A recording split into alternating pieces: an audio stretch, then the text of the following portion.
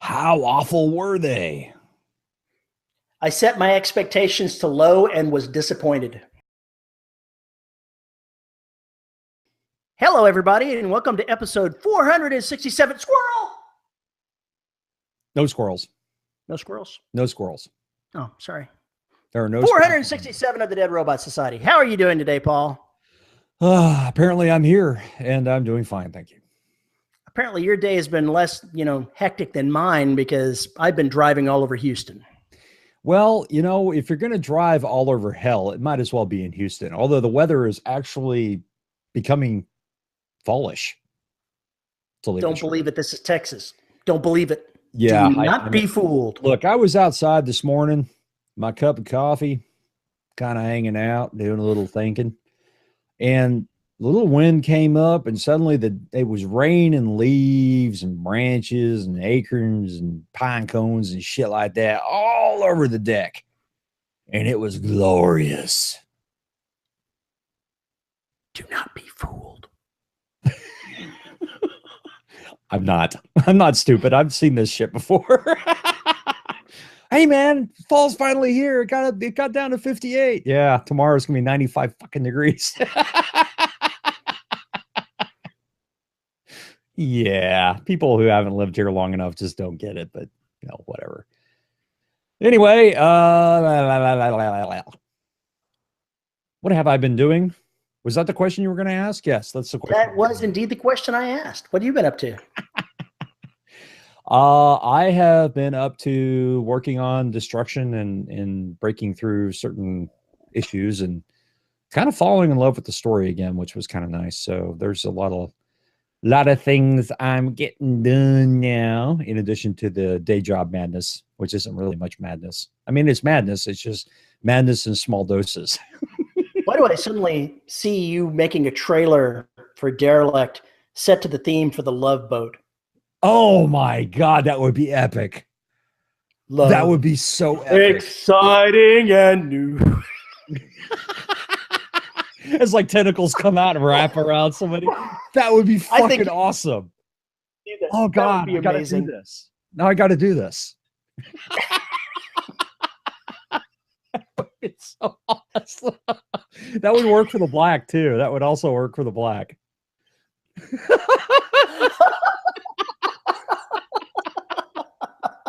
Oh shit, somebody get on this. Somebody out there, go do it. I'm not talented enough to make this happen, but please, somebody, please go do this. That's just so wrong. I can't get the visual out of my head. You're going to have to write in Gopher for this book. Sorry, you're going to have to go back and stick Gopher in. Oh man, now I got to write the Love Black. Oh, that's just... Some Barry White in the background while it's like eating people. Yeah, it'd be great. Has anybody seen Captain Stupid? Where's Julie? Isaac, give me a drink. I really need a drink. Oh, Terry. I just the Love Black. Soon we'll be eating you. I totally did not expect to just derail both of us with that. The last few episodes, we've tried to have a gentleman's agreement not to derail the show in the pre-show. Well, pre-show doesn't count, but during the intro, not to derail the show. We derail it for the patrons on a regular basis, but that's just par for the course. But now you've derailed the show during the intro. Okay, I'm not sure. This may be a new first. I hope Veronica wasn't. You hope what now? You broke up on me. I said I'm hoping Veronica didn't, wasn't driving when this happened. Maybe some coffee spilled somewhere. She just sprayed stuff all over her microphone. Oh no, the Love Black. Wow, if I have some time, maybe you could get her to sing it. If I have some spare time, I may go back and get the original graphics or video I did for the YouTube intro for the Black audiobook and actually put that over it. That would be hilarious. That would be so awesome. Okay, I'm gonna drag us back on it. Since I derailed this, let me see if I can salvage this and pull us back on course here. Oh God, it's too late. This episode's shot. Well, it is the episode about squirrels, so squirrels. it seems appropriate. It does. As for me, I got a short story for an upcoming anthology off to the copy editor, so I should get that back in the next week or so. That's one more thing off my plate. I'm still on course towards the end of this month. I will get the second book that I'm working for Glenn done by the end of the month. It's just going to take a lot of writing to make that happen. And then I can get back to writing on the Terra book. Yay. You just may not see me much on the internet. You know, it's really funny since I left corporate America, as you're fond of saying, I really don't spend as much time on social media. It's like I'm just not interested. Well, I have to confess, I haven't spent my time on social media. I've been surfing gun porn. Oh, Terry, you should just accept your shortcomings, if you know what I'm saying, and not look for a proxy, if you will. Ooh, now we're getting deep. So you're saying that my deep-seated desire for an AR-15 and a suppressor is, coming from my lack Phrasing. of. And now my Paul lack of caliber, shall we say? It may have to do with the quality of the powder too.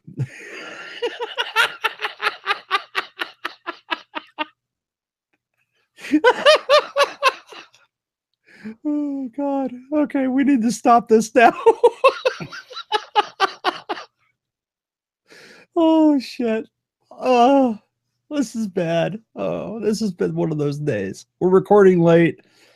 I'm brain blown. You've been in traffic. We're both just this is gonna be good. It's gonna be a great show.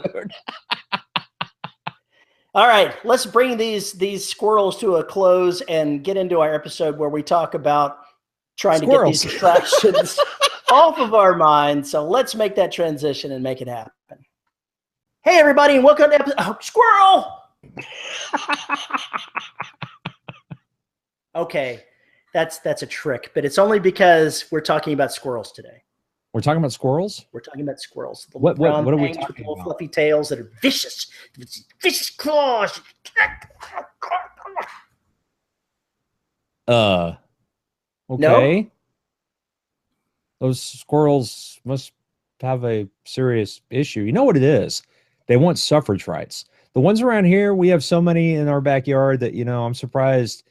I'm really surprised they haven't moved into their own housing. Instead of, Section A to be Section Squirrel. That's squirrely. Oh, that's bad. Why are you talking about squirrels? Because writers have trouble focusing. They have so many distractions, both inside writing and outside writing in the real world, that it can be hard to focus on what you need to focus on. And I'd like to talk about some of the distractions that we face today as writers and publishers and how we get around them, how we can try to mitigate their effect. This sounds like it must be a very prescient problem because that you're bringing up. You must have it at the moment. It's something that's caused me problem over the last month. So it's delayed the release of the book that I'm working on because I allowed the real world to have too much impact on my writing. And so I ran into a hard deadline that I've got to switch gears. All right. So hit me. Come on. Let's set the stage for this. When we're writing, we're focusing on the story that we want to tell. What type of things do you find distracting? Let's start with big ticket items. Okay. Big ticket items. Things like, oh, let's say hurricanes. Okay. Damage to your home, life-altering things like that. Oh, you mean the stuff we've been dealing with the last 2 freaking months? That's the one. Yeah. Ugh. I've tried to get past it, but ripping out walls and having, part of your house tore up, that's hard. Yeah, I remember when we had a hardy deck put on the house, I had to take a sabbatical from writing. I had to take I had troubles focusing on work, let alone, my extracurricular stuff, quote unquote. It was a huge distraction. It was a major problem because if you were at home, there was banging around going on, saws going, the whole 9 yards, and then you had to go out and inspect it, and then people wanted you to, send them emails about job or whatever else, and you had to be home for these folks, and it was impossible to focus on anything because it was just too much crap going on at once. My easy suggestion and what I should have done: move to a hotel, pretend that you left completely. Spend a few hours a day at my favorite bar and go work out of it. That's what I should have done back then, but I wasn't smart enough to realize I could do that. I don't know that I could. The distractions there would be another layer of issue for me. Well, basically what it comes down to is where's your safe, your not your safe place, but your creative space, right? My writing safe space. I need one of writing those. Safe space.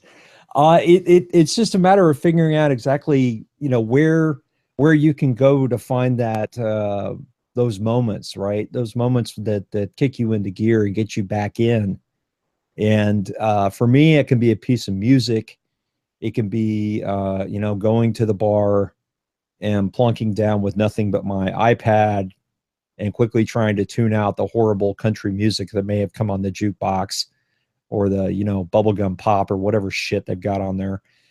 And I can just kind of drift away because there's noise from people talking, but it's indistinct.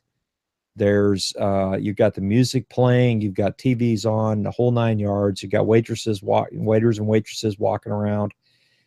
But all of that just kind of fades away from me because it's a low lit place where nobody's bugging me. There's nobody there, but I get the feel that I'm in an office.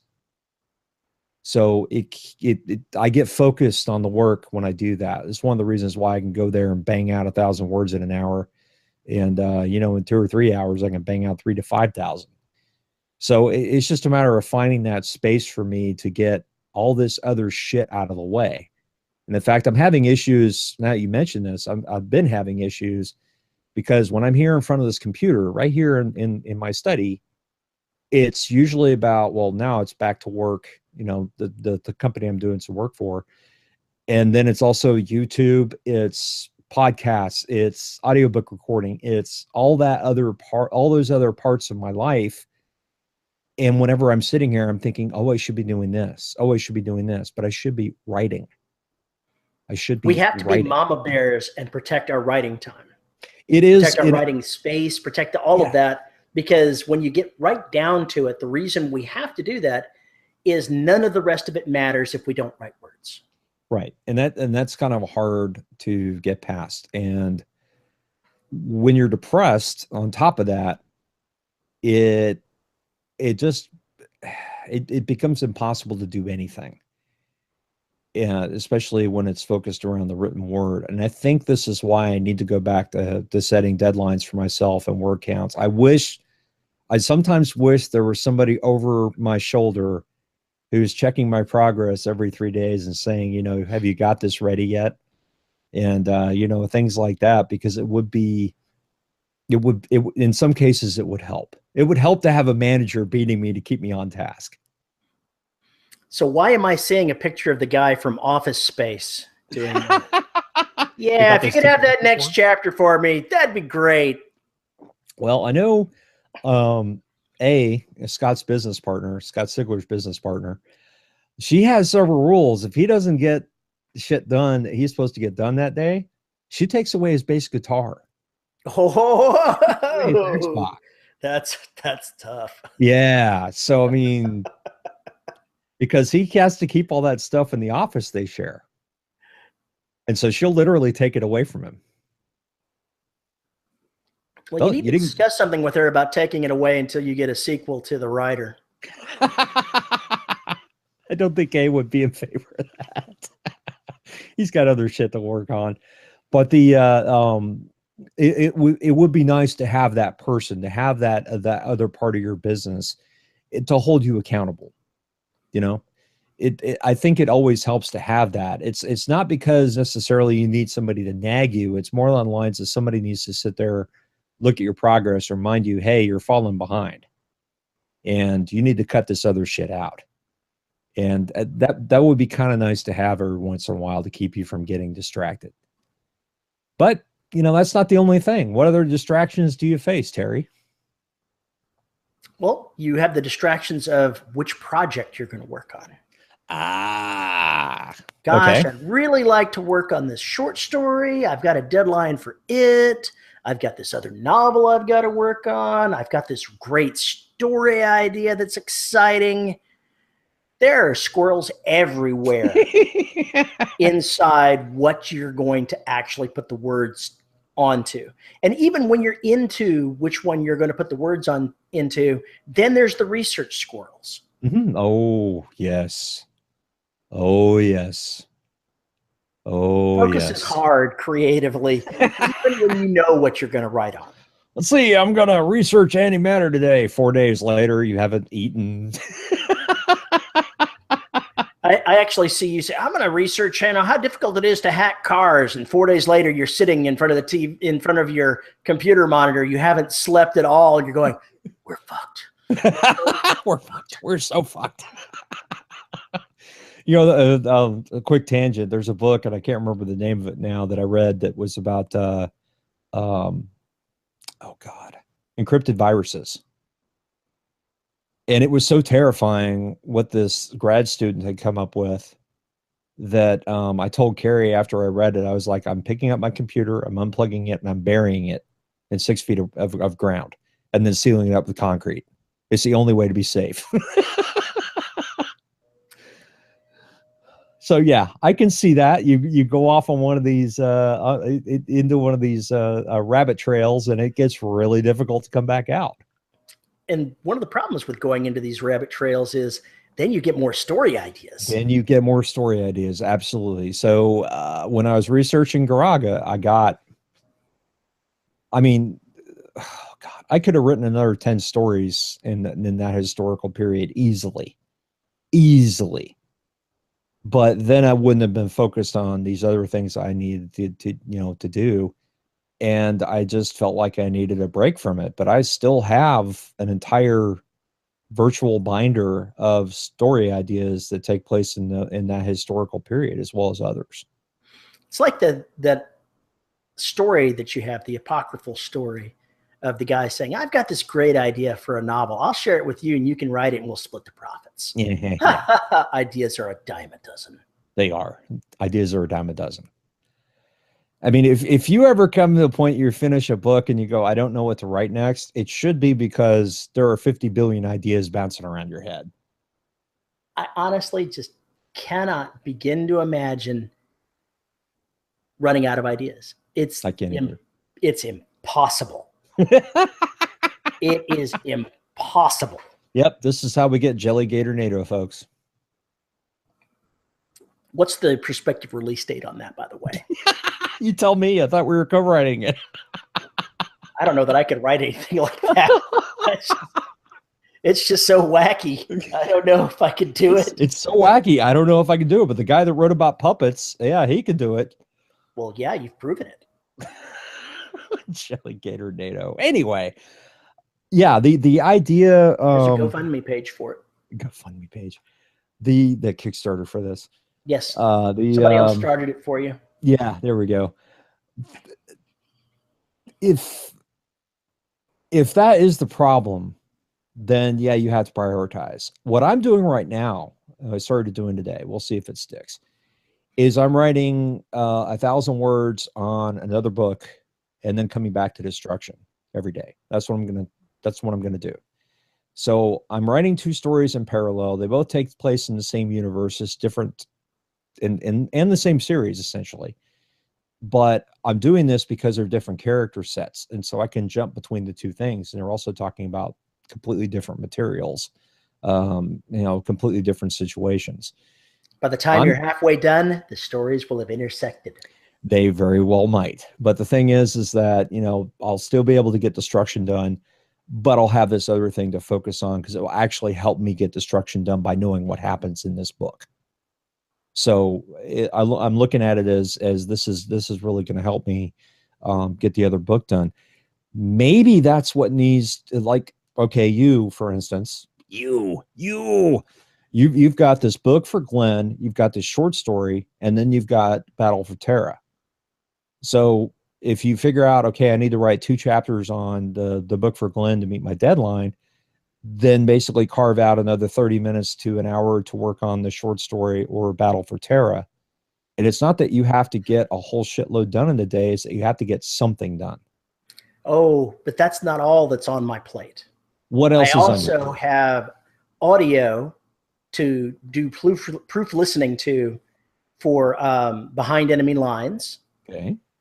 So that's piling up in my inbox from Veronica. At the first of the month, I will have audio from Heart of Vengeance to do the exact same thing to. So I'm spending my evenings listening to audio.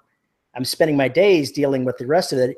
I've allowed things to pile up on me, and now it's a little mountain that I've got to dig my way through. Yeah, you know how to dig your way through?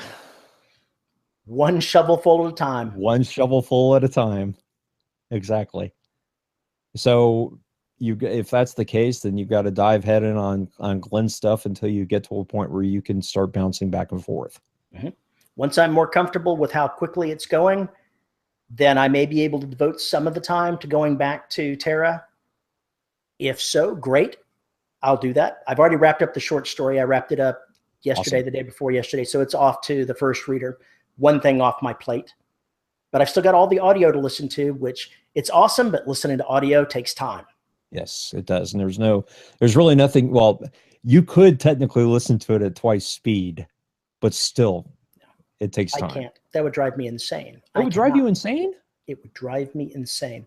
And add into that, I need to go to the gym every day and walk and get my time in there for my health, because we can't just live in our offices. We can't. Got to keep ourselves healthy. So that's another 1.5 to 2 hours a day that I've got to devote to something else. So if you just stop sleeping, you'll be fine. Yeah, I know, it's terrible. If only I had an IV tube that I could just, get my nutrition in that way. Yeah, right. So again, going back to the Kanban board, you've got stuff that you can work on. You've got stuff that's blocked. So you can't work on everything. So you have to give your attention to, maybe you can work on everything if it's done in bite-sized chunks, but the Glenn Stewart thing obviously needs to be the main focus. It's the one that has a non-negotiable hard deadline. Right. And so that's the first one. Everything else is just nice to have right now.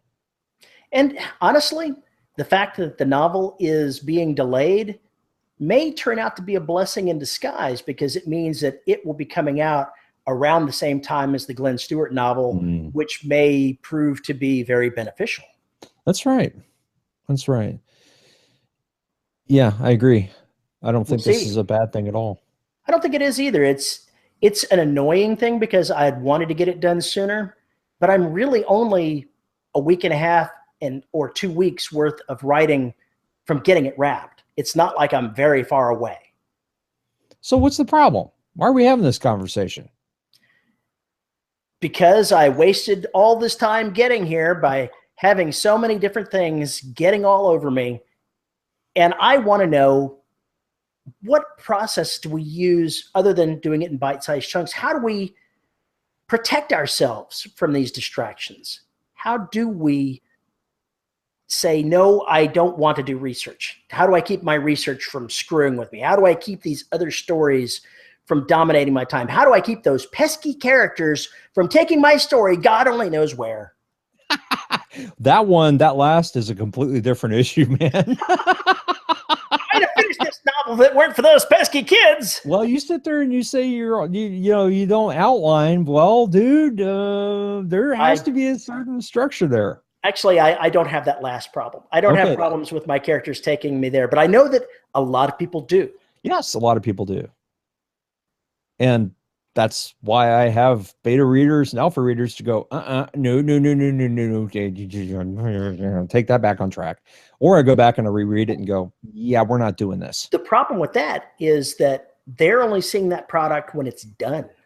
Well, unless you're handing them chapter by chapter for them to read as you're going through it, they're not going to put an input saying, yeah, I really think you need to go back from that place you just went to because you're going to waste your time. I think that also comes from both experience and going back and rereading what you've written. And in fact, I've sort of been doing this. When I finish a chapter, I'm usually going back and I'm writing down cards that I think take place next. Actions that need to take place based on what happened previously. How they come about and if they change is one thing, but I have some idea of what the next scene is, what the next scene and sequel is, to put it back in Butcher's language. So that's how I kind of keep focused, where I come back and I go, oh, I know where we were. I know what we were doing, but I'll go back and I'll read the last 2 chapters to try and remind myself what the hell's going on. And then I'll know where to take it next. And then if something's really squirrely happens where I'm like, oh, wow, this would be awesome, I have to go back and look at what maybe needs to change for that to make sense. So it's kind of, you have to root around it. And it also depends on how familiar you are with your own book. I mean, I know people who can rattle off what happens in what chapter, right? And then there's other folks and who go, okay, who are the characters in this book again? It's like having Veronica say, is that this? What about this? Is that the same voice as this character? And she mentions a name, and I'm going, who's that? Who the hell is that?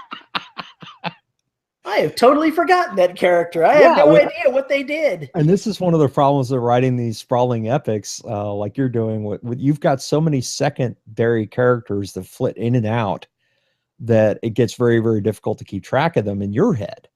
Even if it's easy for the reader, because they only come in contact with that person maybe once or twice. And every time that they do, you give a little reference or whatever to when you last saw them. And that brings everybody back on the page. But you, the writer, are like, yeah, it's red shirt number 25. That's how we think of it. Because even if you added some interesting stuff to that character, it may not necessarily do anything to bring back your brain to who the hell that was.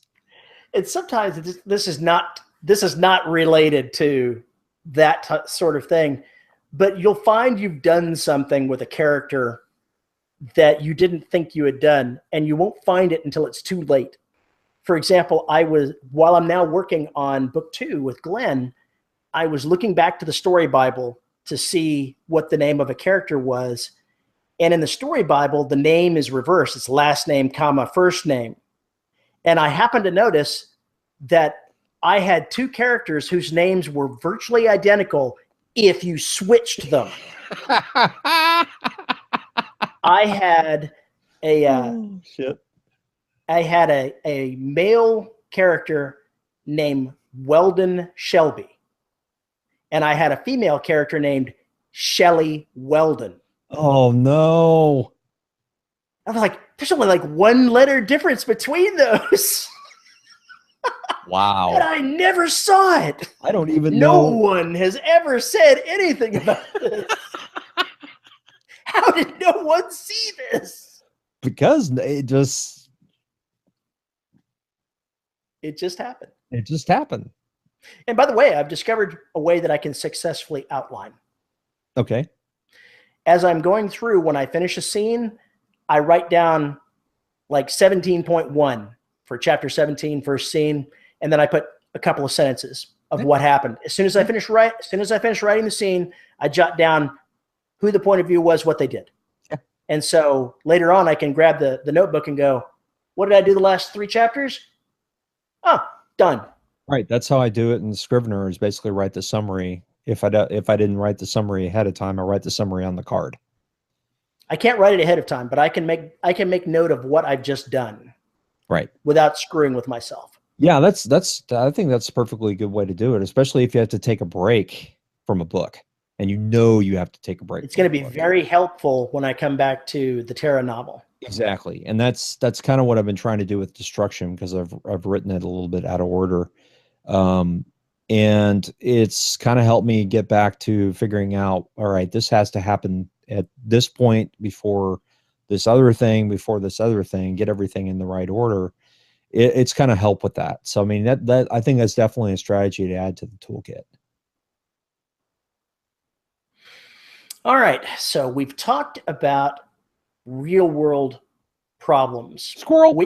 We haven't talked about one of the biggest ones yet. Uh-oh. The fact that we have like families and exterior lives. Exactly. How do you protect your writing time from your family who comes knocking on the door going, I need you to go ahead and do this. I need this done. Daddy, I haven't seen you in 3 days. Are you still alive? I mean, I talked about this a little bit before. I think that, you know, when I was working full time and working a ton of hours, I'd go write on my lunch break. Even if you get 15 to 20 minutes in, I mean, it's 15 to 20 minutes you weren't going to put in otherwise. Yeah, but that's not exactly the same question. I understand that that's a way of getting around it by writing when you're not with your family. But if you're like me, working at home, like you, writing at home for the most part, you have a door right behind you that leads to the rest of your house, and you have a spouse. That's true. How do you protect your time from your loved ones? Well, us older folks have an easy way to do that, which is I'm writing so we can make money, so, you know, we won't die poor in our old age. I'm on a roll. Leave me the fuck alone. I think I've actually thought about getting a sign saying recording or podcasting or writing or whatever, putting that on the door and closing the goddamn door, or maybe just when the door's closed, you know, not to mess with me. See, that's an answer. So that's one way of doing it. But I definitely think it's communication. I think I mean, I don't have kids, so I'm just going to shoot from the hip here and put that out. There's a disclaimer. But I think what you need to do is, if you need that writing time to create whoever you are, you need to communicate to your spouse, and you need to obviously not be an asshole parent. You need to be a good parent and you know, spend the time with your kids and, you know, do those things that you need to do. That's going to require you to get a little more flexible with your scheduling. You know, if you have to take the kid to I don't know, viola practice. Is that how you pronounce it? Viola? Yeah, viola. I have no idea. I just thought I'd ask. You know, if you're going practice, voila. You know, whatever, there's no reason why you can't take a notebook with you, or a laptop, or a tablet, or hell, just your phone, and start banging out, you know, whatever characters. There's no reason why you can't do that when, you know, you're at soccer practice. If you're not involved in the practice, you know, you take the kid there, and you can basically just do that when you're not paying attention to what's going on, or if there's something else. There's all sorts of times you could do that. I know people who, you know, take mass transportation to work and this, that, and the other, and they write all the time when they're on mass transportation. So I think he's figuring out those little strategies. But obviously, the things that happen in real life, where you've got a house that needs to be fixed, you have to run to the grocery store, you have to take your spouse or your kid to the doctor, all those different things, yes, they are real. They're real pains in the ass when it comes to interrupting your creativity or whatever it is you're working on. So you got to come up with the strategies to compensate for that. And, you know, basically it's just a matter of finding those moments for yourself. Maybe it's down to waking up an extra hour early on Saturdays to get the stuff done before the day begins, before the kids wake up, before the wife gets up or the husband gets up, or going to bed an hour later after everybody else goes to bed. It's just about scheduling. It's the time management issue. But man, when real life comes along, like your father ends up in the hospital for 13 days, it gets kind of hard to write. It gets kind of hard to really concentrate. It just gets really difficult to focus because there's all these different things going on.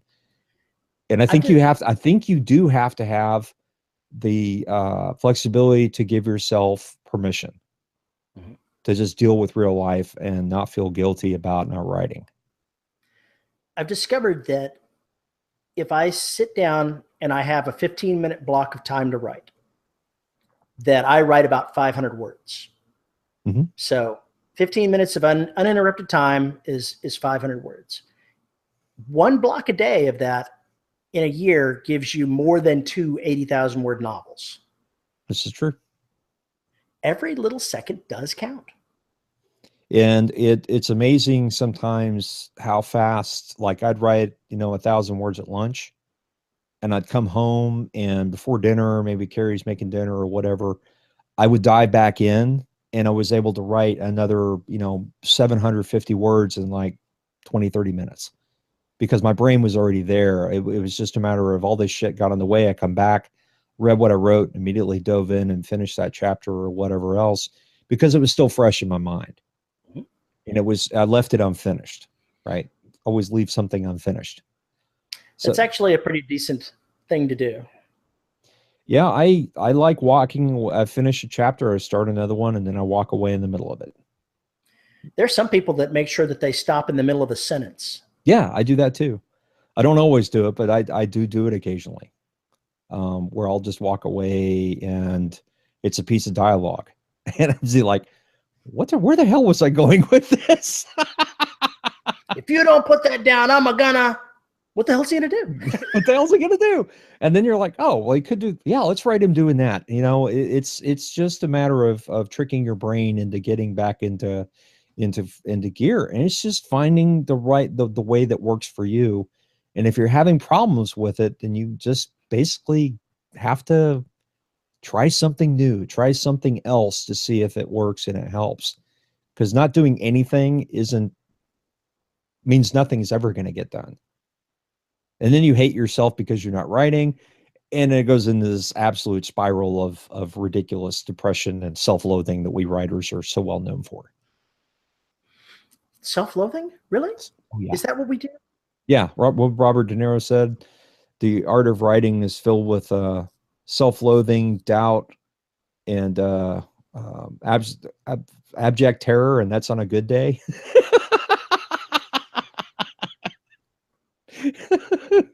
and there are days that is absolutely positively the truth. So it sounds like the answer here is that whether the problem is big or small, inside the story or outside the story, the answer is to find your own technique one way or the other to distance yourself from the distraction and to get that isolation that you need, whether it's isolation in your headspace or isolation physically, to get those words done. Yeah. And, maybe you just need to skip lunch with your coworkers once a day and go into a breakout room or whatever else, bring your lunch and write, while you're eating. Or going to a restaurant by yourself or, whatever, sitting outside on the park bench outside your office. It's just stuff like that. Maybe take a walk and dictate, maybe do whatever. But, you just have to keep trying things till you find something that works. I know that Kevin J. Anderson goes on long hikes and dictates his novels. I could not possibly do that. I have tried dictation before, and it is not for me. I get too focused on saying the words, and it's distracting. Yeah, and the worst part is I can't go back and fix what I said. So, yeah, you think my writing is bad? Wait till you hear my speaking voice. See, that's what you need to have in one of your novels. somebody murders a writer that uses dictation to write his novel, and it captures the entire thing in the novel that he's working on. Oh God, that would be too funny. And it sounds like an Agatha Christie or something. It does. It does. It sounds like ideas a dime a dozen. Ideas are a dime a dozen. See, we've probably thrown out 4 or 5 just in the last 15 minutes. So yeah, the ideas are there, man. They're free. Take them, make them your own. Run off and do your thing. The best mystery novel idea that I've seen worked out so far was when the detective solved the case, he found out that it wasn't a murder at all. It was an elaborate suicide made to frame someone. Yeah. I was like, oh, that's clever. There's a play by Tom Stoppard. God, what is it called? Secret Police. I can't remember. Anyway, it's bizarro land, but there's a cop bugging these people about whether or not they were involved in something. And while he's describing it, he's slowly putting on the accoutrements that he's talking about. And it turns out he's the guy that he's looking for to arrest. It's pretty goddamn funny. But yeah, you just keep getting the details, and he's completely unaware that those are the things he was doing at the time when the crime was reported. It's very funny. Yeah, that does sound like it would be. Oh yeah, it's good. It is so bizarre. It just one of the mystery novels that I was going to write that I never got around to writing involved a police detective who someone is murdered, and it gets everybody into an uproar because it looks like her. It's not her. It's somebody else that's killed, but the police think it's her. Okay. And so that starts, the police getting into an uproar searching for the killer until they find her actually alive somewhere, unaware of any of these events. And it's like, God, help me with the name here. The one that did all the clone stories. J.C. Hutchins. Oh, Hutchins. It's like his, where she finds out that she's a clone. And she had no idea that cloning was even possible, but there's duplicates of her out there. And that's the whole mystery that gets kicked off by finding the dead body. Yeah. Okay. Fair enough. And I'm pretty sure that reading his stuff is what put the idea in my head. I can definitely see that. And that again, it's just one of these, it's one of these situations where the catalyst, you could tell that story from the detective side. You could tell it from the supposed victim side. You could tell it from any viewpoint you want, still have that as the conceit that kicks it off. So there was a television show that was on for a while that had all clones of the same person, which I don't remember the name of it. I never saw a single episode, but I saw the show information. She was like a female assassin, except that there were all kinds of other versions of her. Oh, are you talking about the one Joss Whedon did? Probably. Okay, she wasn't a clone. Okay, I obviously didn't see a single episode, so I don't know. Her mind was wiped for each mission. Huh, maybe that's it, but I thought there were multiple people that there looked are like multiple. her. There are multiple people like her, but they are not clones of her. Okay, if that makes sense. Well, that does make sense, and that probably fed into it as well. The show is called Dollhouse. That's not the show that I was thinking of. Okay, then we're talking about two different things. Yeah. Dollhouse was really good, by the way, although it got screwed in its second season. It's thank you, Fox. So yeah. Want to imagine the ending? Imagine it yourself, because we're canceling before you're done. Yeah, we're gonna. Hey, Joss, we know you needed another 12 episodes or 22 episodes to set this up, but could you end it in 3? It's like fuck Orphan Black. Oh, Orphan Black. Okay, I haven't seen any of that. I never saw a single episode of it, but it was the one I was thinking of. Okay, that's on Netflix right now, isn't it? I'm sure it is. Virtually everything is on Netflix, except for Star Trek Discovery if you're in the U.S. Except for a lot of things that I'd like to see. Yeah, that's completely separate. Anyway, yes, the ideas are a dime a dozen, folks. Just go out there and snatch them out of the air. Mm-hmm. And then protect your time like a mama bear and find ways to carve out your writing time in spite of life trying to throw these obstacles in front of you. Because if you don't make writing a priority, it will never happen, because there's always going to be something that says, I'm more important. I'm more pressing. You've got to do me right now. You've got to do me. So you've got to actually make writing a priority if you want it to happen. When the dog wants to go potty, if the weather's okay, then I'll take my gear out there, because she'll go do her business and then lay down in the sun and enjoy it. And I'm able to be there with her and make sure she's not getting in trouble, and I can sit there and write.